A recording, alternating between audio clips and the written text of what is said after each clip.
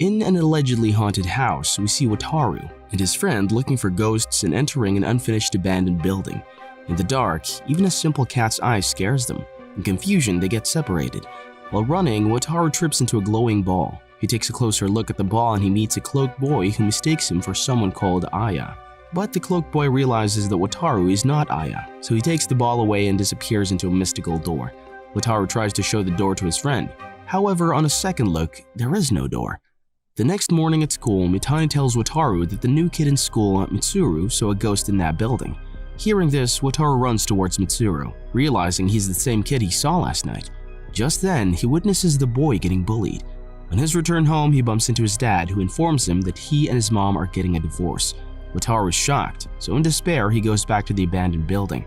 There, again, he sees the bullies tormenting Mitsuru, so he runs out to help him. But he himself gets beaten. Somehow, Wataru manages to rip the bandage out of Mitsuru's face.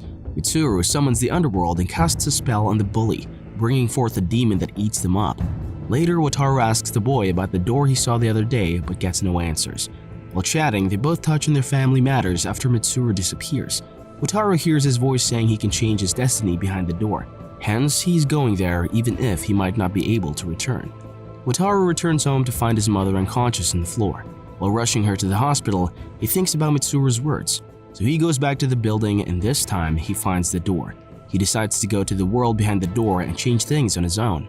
The door opens for him and he hears a voice which tells him to go to the cave where he will be tested for a rite of passage. He gets transported to the cave by a bunch of birds and chicks. The darkness of the cave suddenly disappears as the stairs light with fire, revealing the divine guardians.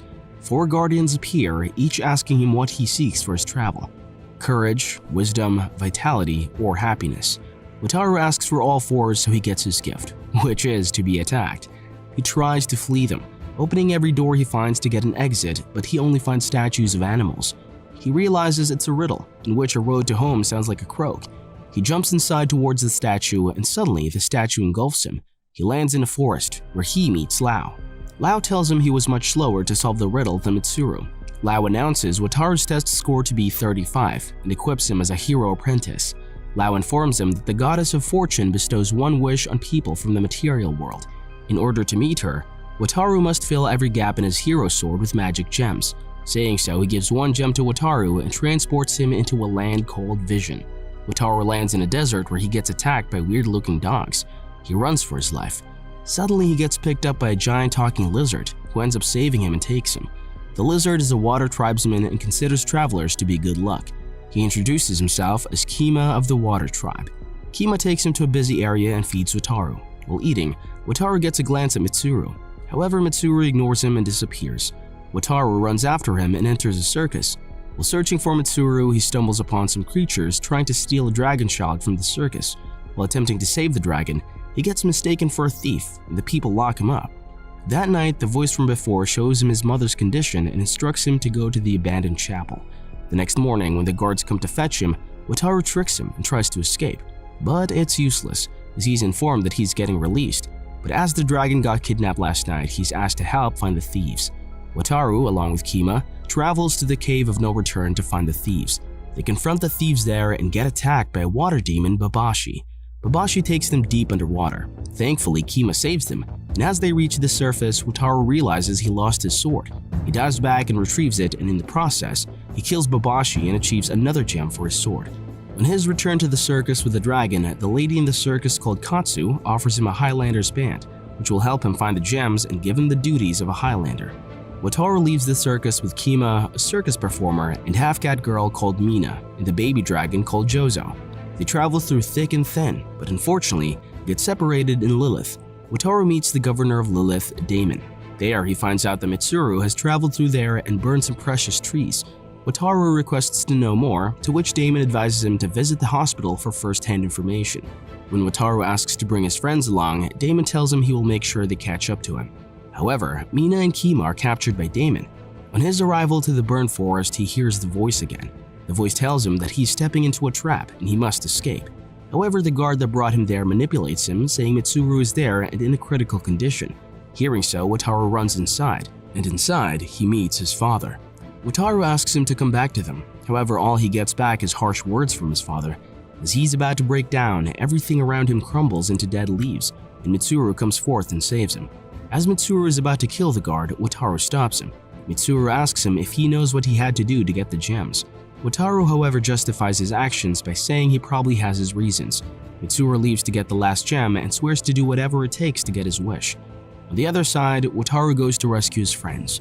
While sneaking around, he falls into a secret passage and gets caught by Damon. Just then, Katsu enters and brings her army to find out what the Empire is up to. Damon tries to escape. While trying to stop him, Katsu gets hit by his magic. Suddenly, Wataru comes from behind and strikes the magic ball hit by Damon. This results in Damon getting incinerated, only leaving behind a magic ball. Katsu's guards bring news that the Empire has joined forces with a powerful wizard. They plan to start a war. Wataru remembers how Mitsuru went to the Empire too, and wonders if he's the wizard they joined forces with. On the other side, we see Mitsuru trying to flirt with the princess. Mitsuru asks the princess about the dark gemstone. The princess tells him that the castle is a fortress that protects the gemstone as the gem seals demons. If it is released, then it could destroy the whole of Vision. The princess also tells him that no one dares to touch the gem, as it is protected by a magic mirror that reflects the greatest personal pain. When asked if he can look in the mirror, he tells the princess that she might be his greatest pain. On the other side, we see Mina and Wataru discuss his wish and how Mitsuru resorted to evil things to change his life. Jozo suddenly brings his horns to Wataru and asks him to blow on them. A huge dragon is summoned. They ride the dragon to the castle to stop the war. Just then, Wataru hears the voice again that informs him that Mitsuru has learned about the dark gem and plans to destroy Vision. They reach the castle only to witness Mitsuru tearing through it. Mitsuru reaches the gem and the princess and Wataru both try to stop him. Mitsuru tries to attack Wataru, however Wataru does not fight back. Just then, the mirror shows how Mitsuru's dad killed himself, his wife, and the wife's male companion, along with his 2-year-old daughter called Aya. Hearing this, Mitsuru smashes the mirror and shuts himself inside an ice barrier. Wataru apologizes profusely, but Mitsuru is deep in his flashback. He reaches into it and gets the gem to bring his sister back to life. This gesture of his releases demons all through Vision. Wataru approaches the princess, who gives him a gem, and he leaves for the Tower of Fortune. Meanwhile, Katsu and her Highlanders fight the demons in the Empire City. When Wataru reaches the tower, he finds a negative side of himself standing guard.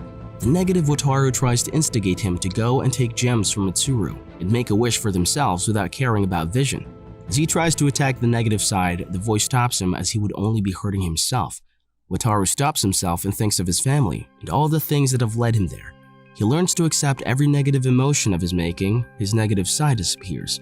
The pond in the tower suddenly turns into yin-yang. At the center, Mitsuru stabs his wand into his reflection, hurting himself. Wataru runs to his rescue only to see a defeated Mitsuru who has accepted his defeat. Mitsuru gives Wataru the dark gem and asks him to leave him be. Wataru denies only to be scolded by him. Mitsuru again goes back to his memories of his sister, wishing him on his birthday, and disappears. Wataru finally meets the voice who has been guiding him. She asks him if he wants to save Mitsuru, Katsu, Kima, and his parents and change his destiny. But he only gets one wish. She tells him there's a way to have them all. If the God of Fortune disappears, then Wataru will become the God of Vision. So she asks him to wish for the destruction of the God of Fortune. She tries hard to convince him, but Wataru denies it as he can't sacrifice anyone for his gain. Suddenly, the girl turns into a frog demon and complains about all she did for him and engulfs him. Just then, Wataru enlarges his sword and pierces through the frog. His sword turns into the God of Fortune, and she asks what his wish is. He wishes for the safety of Vision, and the goddess reminds him of his reason for coming to this world. He answers that he has learned his lesson, that life has both happy and sad moments which cannot be avoided. Hence, he must accept and make his own destiny.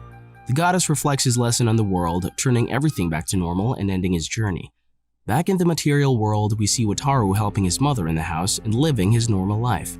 While talking to his friend, he realizes that nobody knows Mitsuru now. Suddenly, he bumps into a small girl and realizes that it is Aya. Just then, Mitsuru calls for Aya and Wataru runs towards him.